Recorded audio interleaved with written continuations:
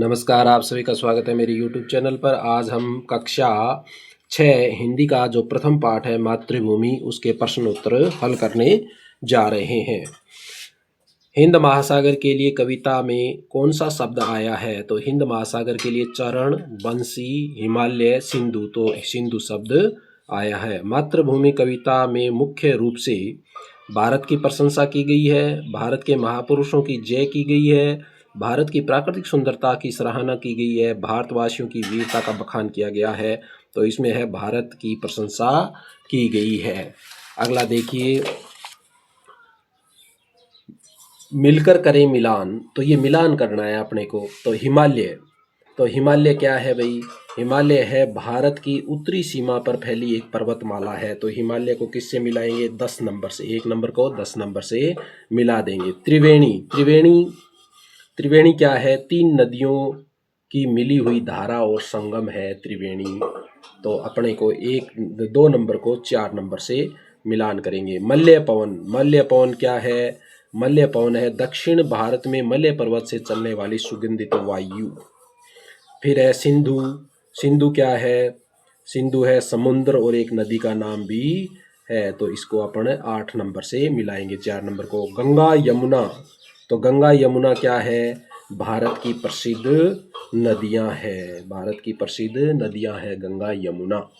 अब आगे देखिए, रघुपति, तो रघुपति है श्री रामचंद्र का एक नाम, दशरथ के पुत्र।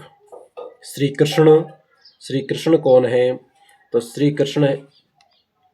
कृष्ण में आपको मिलान करना है वसुदेव के पुत्र वासुदेव। 7 नंबर का 2 नंबर से। फिर 8 नंबर देखो, 8 नंबर पे है सीता है जनक की पुत्री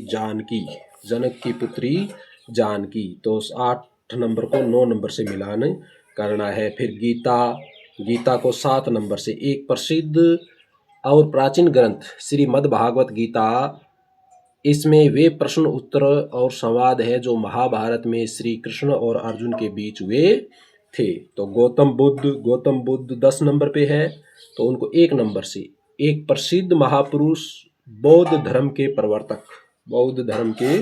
प्रवर्तक, तो इसको अपन को 1 नंबर से मिलान करना है। ये था अपने मिलान करने वाला प्रश्न। अगला देखिए अगला क्वेश्चन है कि कविता को एक बार फिर से पढ़िए और निम्नलिखित के बारे में पता लगाकर अपनी लेखन पुस्तिका में लिखिए। तो कोयल कहाँ रहती है? तो कोयल कहाँ रहती है? कोयल रहती है आम के बगीचों में। आम के बगीचों में। तन मन कौन संवारती है? तो तन मन को कौन संवारती है? तो तन मन को संवारती है मलय पर्वत की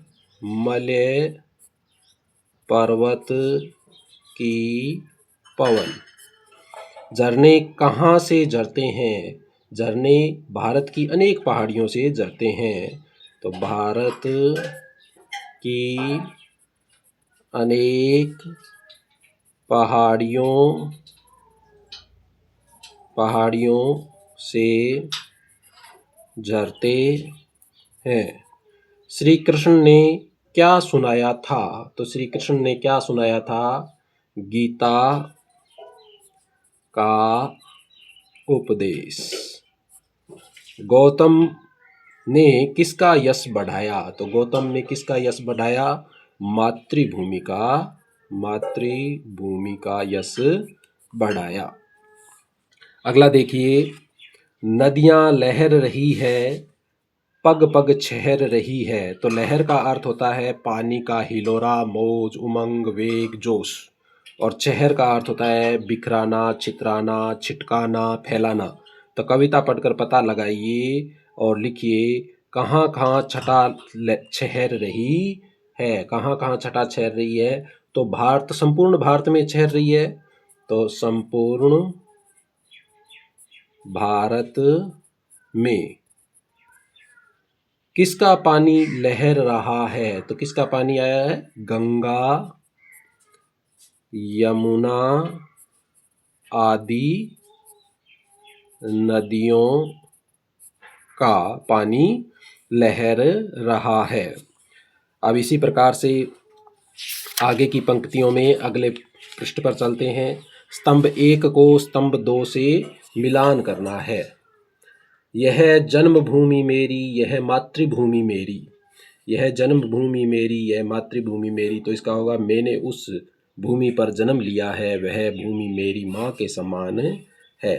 चिड़िया चहक रही है ओ मस्त झाड़ियों में। तो इसमें क्या आएगा? इसमें आएगा ये 3 नंबर। वहाँ की जलवायु इतनी सुखदायी है कि पक्षी पेड़ पौधों के बीच प्रसन्नता से गीत गा रहे हैं। अमराइयाँ घनी है, कोयल पुकारती है। तो इसमें आएगा यहाँ आम के घने उद्यान है जिसमें कोयल आदि पक्षी चहचहा रहे हैं। तो इस प्रकार से अपने ये प्रश्नोत्तर थे। बाकी के प्रश्न अगले पार्ट में। धन्यवाद, आपने वीडियो को पूरा देखा।